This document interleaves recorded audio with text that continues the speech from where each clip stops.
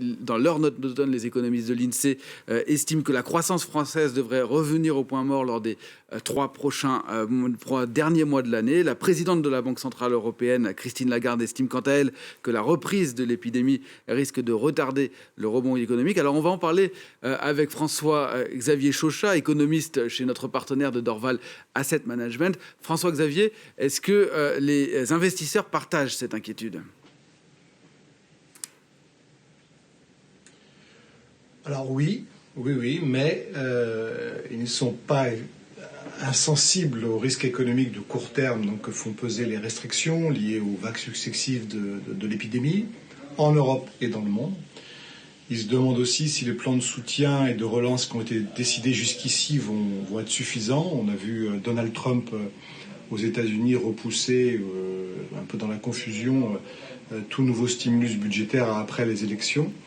Mais l'inquiétude des investisseurs est relative pour au moins trois raisons. La première vient justement des États-Unis, puisqu'il y a eu déjà un stress test au mois de juin-juillet avec une forte reprise des cas au sud des États-Unis et à l'ouest des États-Unis, avec des restrictions, un peu comme on connaît en France et en Europe.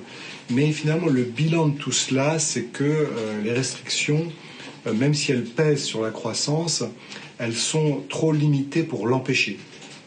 Et les secteurs les plus touchés, donc comme la restauration, les transports, les loisirs, sont évidemment en partie déprimés.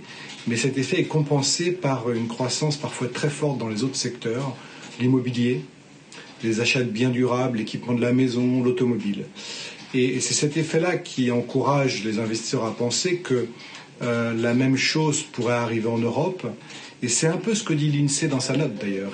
Il dit qu'il y a cet effet de compensation qui est très fort. Et l'INSEE prévoit, comme vous le disiez, une stagnation possible du PIB à la fin de l'année, mais pas d'écroulement, malgré la reprise du Covid. La deuxième raison, c'est que les soutiens sont là, et ils semblent modulables. Alors, les soutiens sont là, on le voit dans l'épargne qui a été accumulée par les ménages et qui continue de se déverser en France et en Europe sur l'économie. Ça va continuer. Et puis elle est modulable puisque la Banque centrale européenne commence à parler à demi-mot d'une reprise ou d'une augmentation de son programme d'achat. Et les gouvernements européens sont tout à fait à même de moduler eux aussi leur soutien en fonction des effets négatifs des restrictions liées au Covid.